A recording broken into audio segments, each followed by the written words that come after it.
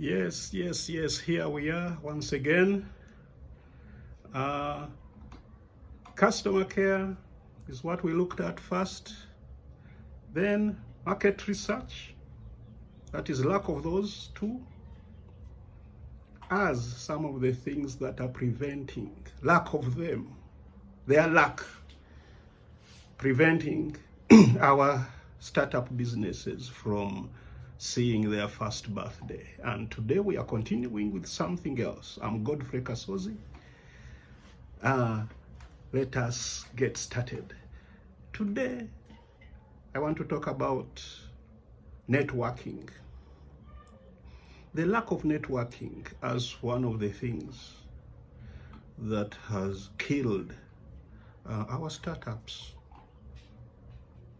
What do we mean by networking? Building a relationship with others so that you don't isolate your business and make it an island. Remember, we even have a saying that says, no man is an island. Likewise, it applies to businesses. No business is an island, however strong it may be. Even very strong countries like the United States of America have allies. They do network. They join a NATO. They join others. So don't make your business an island, because there are many that have died because of being alone and not enjoying the benefits of networking. Whom do you network with? Whom do you build a relationship with? Potential customers. Don't just put there the business and just wait for them to come. Yes, they can come organically, fine. But do some networking with the potential customers so that by the time you start, they know about you and what you have promised to offer. Network with suppliers. Don't just go out there and just buy the inputs of your business randomly from anywhere.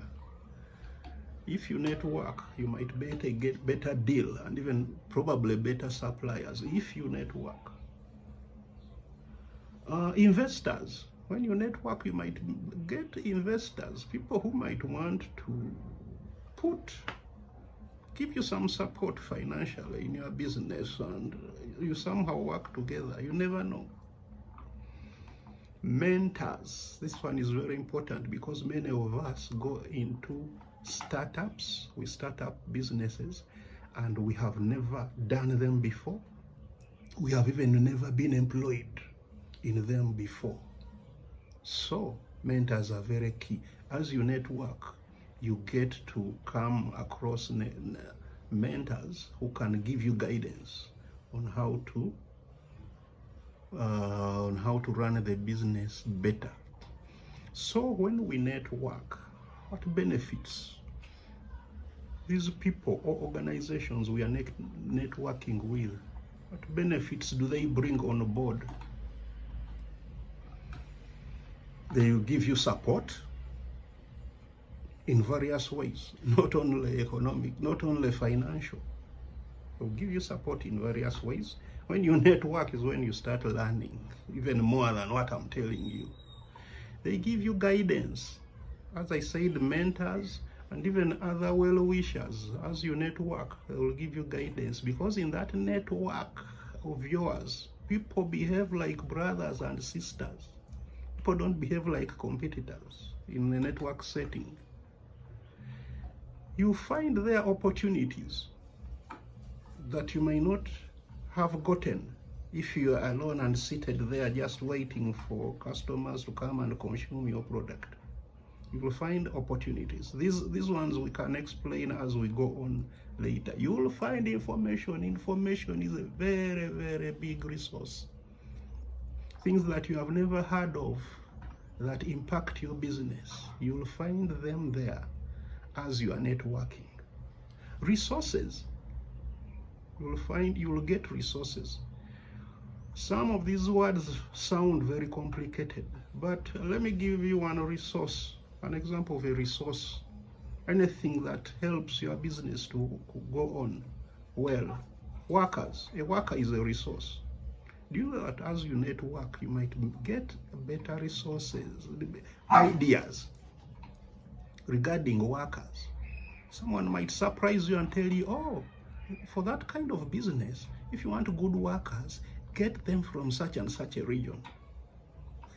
There is a region here in Uganda which is known very much for producing workers who are very good in the hospitality business. So if you're opening a guest house or a small motel and the like, if you network, you may get that advice, and you don't just pick workers from anywhere. Anyway, I don't want to campaign for any particular region. How do you network? Because I know people are going to ask now, he's telling us to network, but he has not told us how you network. There are very many ways. Number one, attend conferences. Yes, attend conferences of similar businesses. Join business associations. Yes, you will be surprised. You are starting a restaurant, there might be an association, a local association of restaurant owners. Don't just take them as your competitors. Associate with them, go into their association, pay membership fees and the like. You will get a lot. You will get opportunities that you had never dreamt of. Online communities. Join online communities. Try to use the internet as much as possible. Join groups of online that are doing things similar to what you want to do.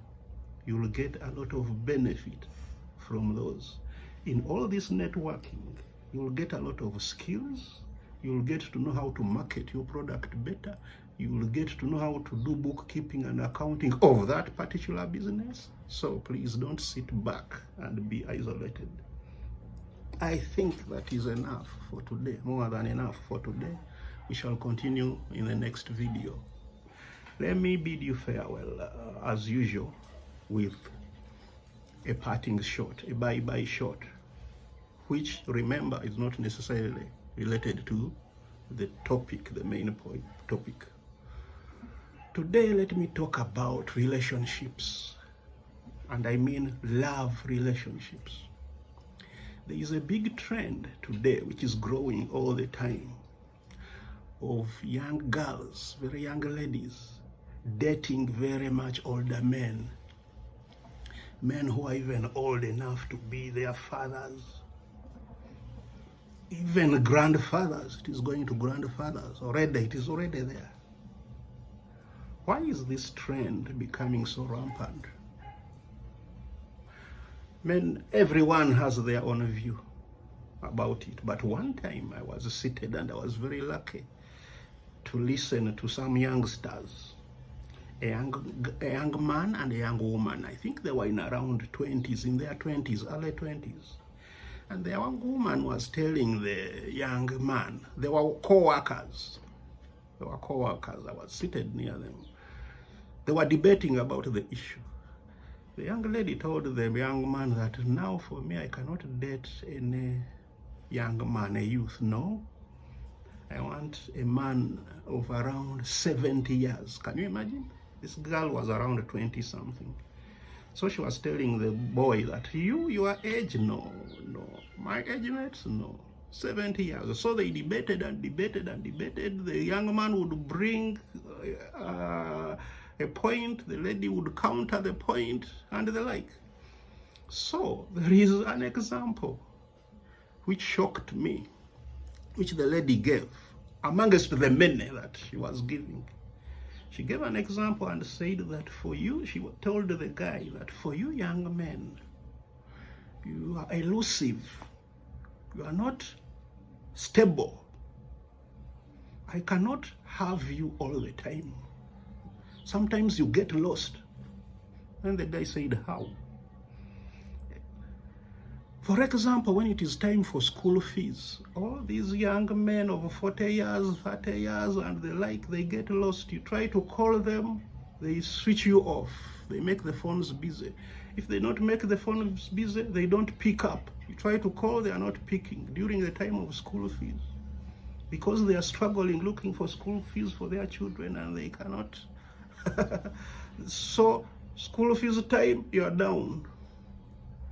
Then she said, but for these senior men, the men of 70 years and above, every time they are available, even during the school time period, because they no longer pay fees, they are just enjoying their life.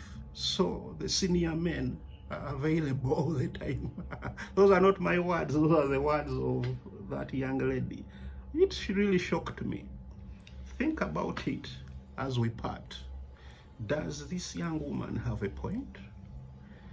Is that the perception, is that the opinion of all of you young women out there and all other people? Why are young girls dating much older men who are old enough to be their fathers and grandfathers?